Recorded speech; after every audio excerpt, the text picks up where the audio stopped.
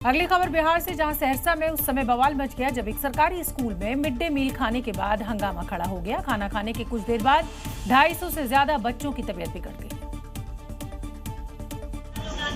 और बच्चों को उल्टी, पेट दर्द और घबराहट की शिकायत होने लगी। इसके बाद स्कूल और गांव में अफरा तफरी का माहौल हो गया।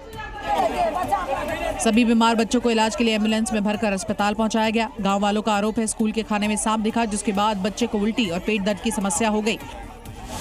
दाल चावल खाने से बस 5 मिनट के बाद पेट में दर्द होना शुरू हो गया। हाँ, स्कूल में जो है खाने में जो है सांप गिरा हुआ, तो कोई बच्चा को उल्टी भी हुआ, पेट में भी दर्द हुआ। आरोप है कि स्कूल में साफ तौर पर लापरवाही हुई। हालांकि सहरसा अस्पताल में इलाज और सुविधाएं ठीक मिल रही है, लेकिन स्कूल में खाने की गुणवत्ता और निगरानी पर गंभीर सवाल खड़े हो गए।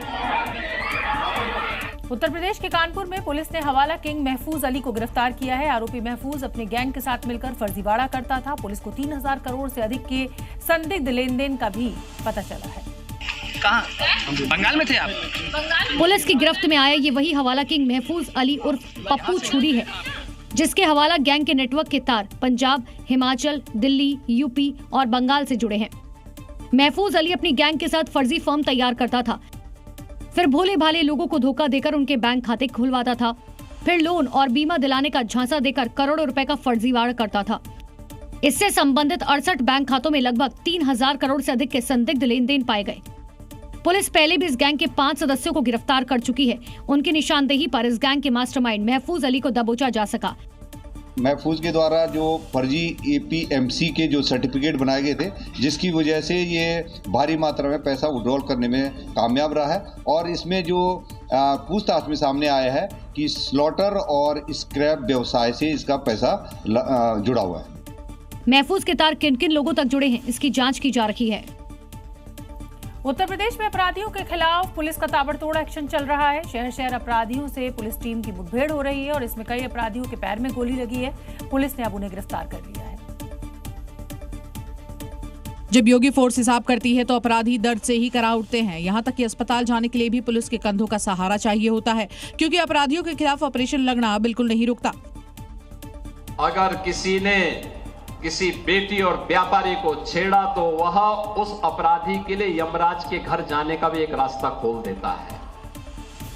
बुलंदशहर में पुलिस ने फायरिंग करते हुए फरार हुए 2 बदमाशों को मुठभेड़ में लंगड़ा कर दिया और ऐसा ही कुछ हाल योगी फोर्स ने महोबा में भी 2 बदमाशों का किया है।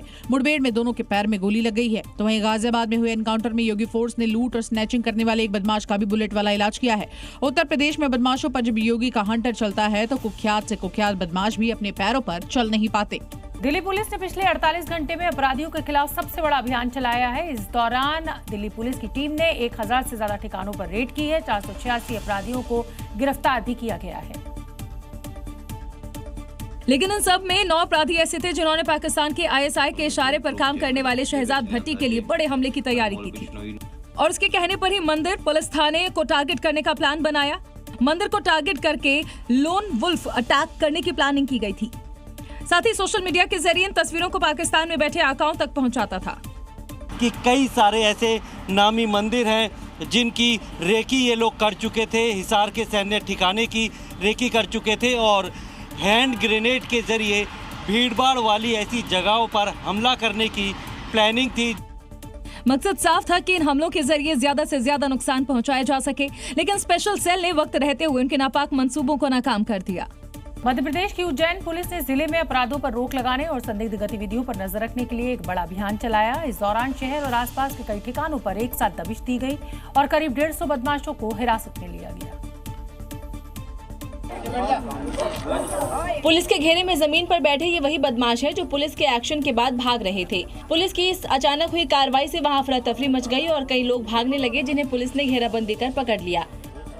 इस बड़ी कार्रवाई से पहले साइबर सेल ने संदिग्ध लोगों की लोकेशन, गतिविधियों और आने जाने की जानकारी जुटाई। इसके बाद उसी आधार पर दबिश की योजना बनाई गई और एक साथ ही सभी जगहों पर कार्रवाई करते हुए 147 से ज्यादा संदिग्ध लोगों को पकड़कर थाने लाया गया। उनसे उनके रहने, कामकाज और आपराधिक रिकॉर्ड को लेकर पूछताछ की गई। कार्रवाई के दौरान 25 से ज्यादा दोपहिया वाहन जब्त किए गए हैं। इनके कागजात और मालिकों की जाँच की जा रही है। वहीं पुराने आपराधिक रिकॉर्ड मिलने पर 22 लोगों के खिलाफ प्रतिबंधात्मक कार्रवाई भी की गई।